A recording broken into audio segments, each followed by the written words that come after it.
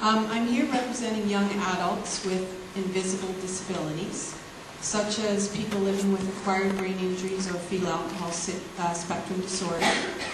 These people often need supportive housing as their parents age or their informal support networks disappear. Often they do not fit with existing supportive housing programs' eligibility criteria, such as those that serve physically disabled, mental health, developmentally disabled populations.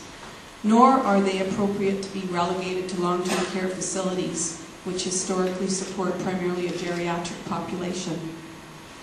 Appropriate supportive housing options are scarce, wait lists often 13 years plus, with little or no new spaces being created or existing ones vacated. Without appropriate long-term supportive housing... Are we getting into a question, sir? Sure. Thank you. These individuals may be at increased risk for institutionalization. As mayor, what specific steps will you take to advocate with your provincial colleagues in order to get a firm commitment towards an expansion of supportive housing? Expansion of supportive housing. Mr. Rossi, you're first on this one.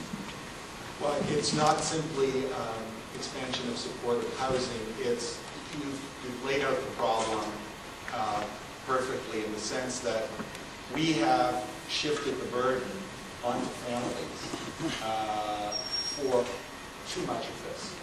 And quite frankly, in many circumstances, it's more ideal that the person stay within the home. And so that some of the solutions also have to be around how do we support the families at home who are keeping these children, particularly as they grow into adolescence and then into early and later adulthood. How do we help that? Because that may well be a more cost-effective solution than trying to build additional. But how do we get some help directly at the home level? And certainly, I would be a champion and advocate with you, with the provincial government, to play a significant role there. George Smitherman. Well, it was great that your question really touched on the provincial government, because absent of the provincial government, this is a very, very difficult place for progress to occur on the municipal level.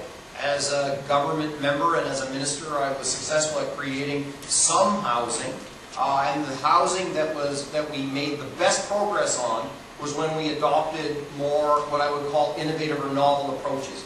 And that was the thousands and thousands of units that we created in Ontario for people with mental illness at risk of being involved in the criminal justice system, where we took supports from community-based organizations who delivered them under head leases to individuals that were housed in private housing. We did that at a much more cost-affordable basis. I visited dozens of these places and saw that the quality of life was quite good. Those individuals more capable of independent living than perhaps some of the clients that you're speaking about. Innovation, a commitment and willingness to innovation is the thing that's necessary to make a breakthrough here. Thank you, because Mr. the costs Smitherman. are otherwise so prohibitive. Thank you. Sarah Thomson, please. Yes, that was a great question. Thank you so much for that.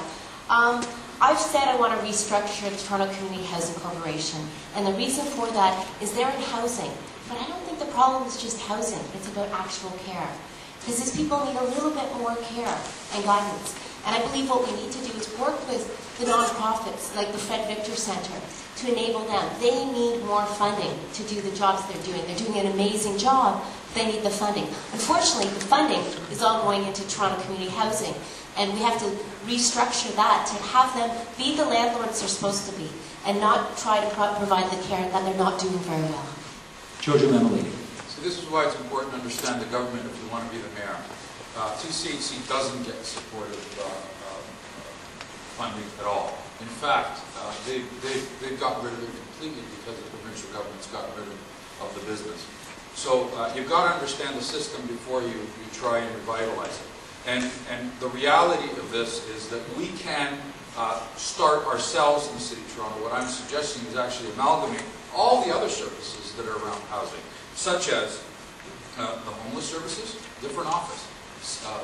A single mother who has a problem has to go to a different office just to get a shelter or a permanent form of housing. TCHC is another office. If we amalgamate and put it all under one roof, one-stop shopping, it makes sense. We can actually find the money, some of that money, to be able to deal with the supportive needs we need in housing. Then after that, we go to the provincial and federal governments and say, we've done our job. Now we need a little more money to deal Thank you, with Mr. Mammoliti. That's how you do it. Joe Pantalone, you're up next. Dismantle TCHC. Joe Pantalone, thank you. Well, the reality that we have is that the municipal order of government is the closest order of government to people. That's why we hear all about every need possible in the community.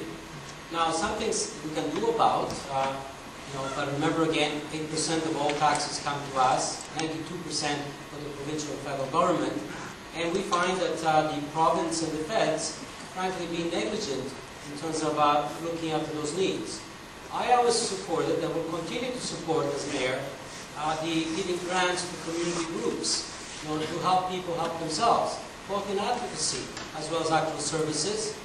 And also, as mayor, I would go with you and everybody else to Queen's Park to make sure that the needs of Torontonians have been looked after.